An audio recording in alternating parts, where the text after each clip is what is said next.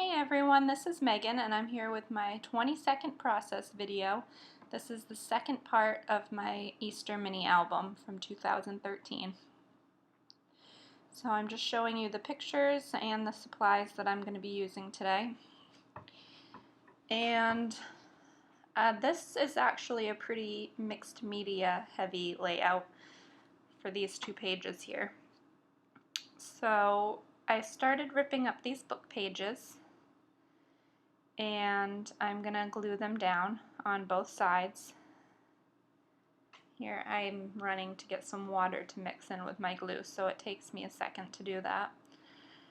But I'm just gonna rip up both of those sheets of book pages and glue them down on both sides of the chipboard album. And I'm trying to get a good mix of pieces that have words on them and then the pieces that are down at the bottom of the page or on the sides of the page don't have as many words, or like that piece right there doesn't have any words on it. So I'm trying to mix them up so that there's a good mix of the ones with words and the ones without words. This takes me a couple minutes. You're going to see me on camera do this left page, and then I turn the camera off and do the right page and allow it to dry for the night, and then come back to it the next day.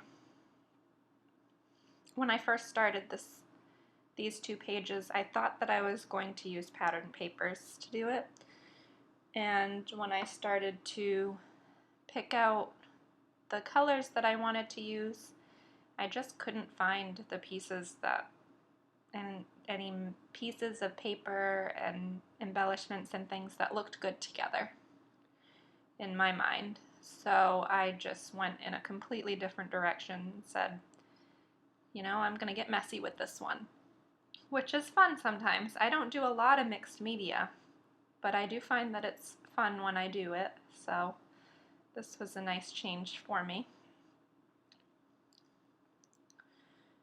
And it does warp the chipboard pages really badly, but it ends up working out okay.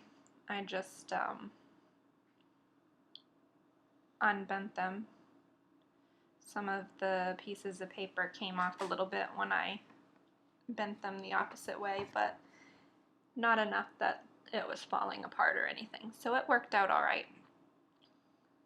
Now I'm almost done here. Just got the couple more pieces down in this corner. And like I said, I then turned the recording off for the rest of the night. And here are both sides all done. I'm just going to use my X-Acto knife to trim around them.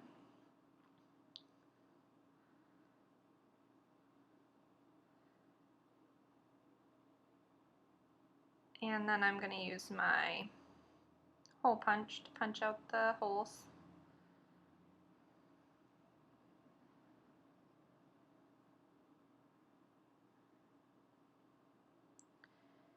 And I started to try to lay things down with the curved pages, and it just wasn't working for me to see how things looked.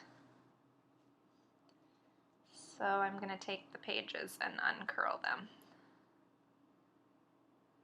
I'm pretty sure I want to use this gold shiny paper, and then I decide not to. I don't end up using it. So that piece that I just taped behind that photo on the left of my son finding Easter eggs with his little bunny mask on, I ripped that off and find a different piece of paper to put behind there. Right now I'm just trying to figure out where I want the photos to go, how I'm going to fit them on the pages, and I had to get rid of one. I didn't have enough room. I know I want to use some of this purple washi tape, and because my son and I are wearing a red coat and a purple coat, I thought the reds and the purples would look good on this page. And I really wanted to use that cut apart that said home is wherever I'm with you. So That's why I went with the red, and then I figured purple would be another good color to bring into it because my coat in the photo on the right is purple. So now I'm using this white and red pattern to back that photo with, and I'm going to use the center of that to back my little photo of the bunny. I'm not being neat at all because I'm just going to cut around that and cover the whole back up. I was going to get my inks out and ink around the edges, but I had this really big Sharpie marker laying on my desk, so I figured that would work just as well as the ink pad would. So I went around the photo mat with that red paper.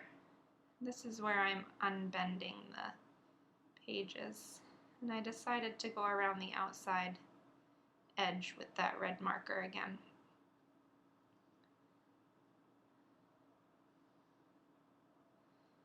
And I do that on both sides. Oh, I think I kind of decide at the last minute that I want to do some painting on here. So I'm going to make this little banner for the left-hand corner up top with the purple washi tape and some red paper that I had left over.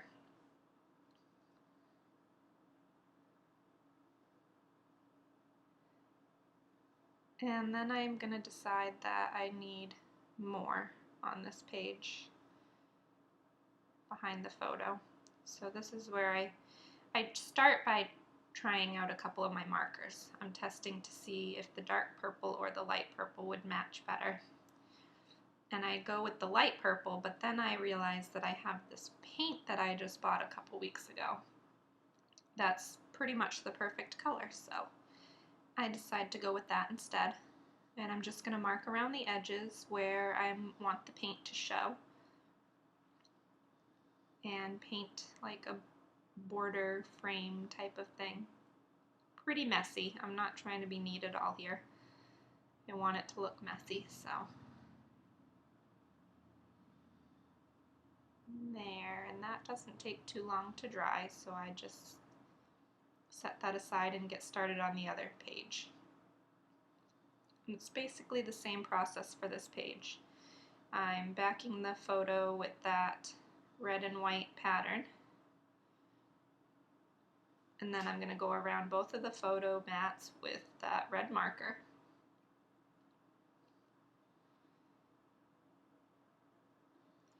And I'm going to go around, oh, here I'm unbending that side. Some of the paper comes up a little bit, but it's not a big deal.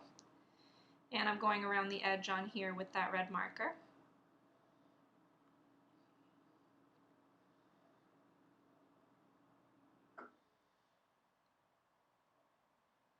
I messed up a little there at the bottom, but I think I either end up covering it up or I just don't care because it stays that way.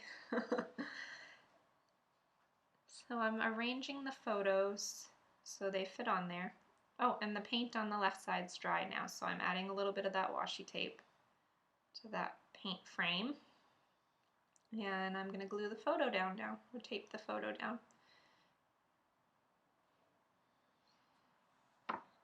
So now I am going to figure out where I want to put the paint on this side. So I lay down that cut apart that says home is wherever I'm with you. And I figure out where I want to put the photos so I can start putting some paint on. Now I don't intend to, but I get paint on that cut apart sheet. You don't end up seeing it though once the photos are in there and covering it up.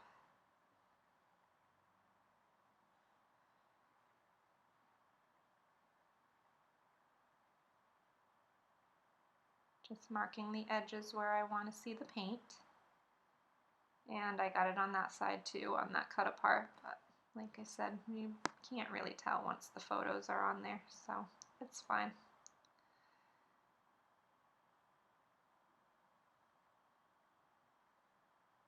I'm gonna see if there's anything I can do with that red strip, but I don't end up using it. Now I get out my sequins, and I think that I'm gonna use some red sequins.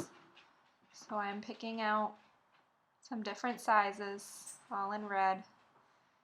And then I remember that I have these really cool heart-shaped confetti pieces right here.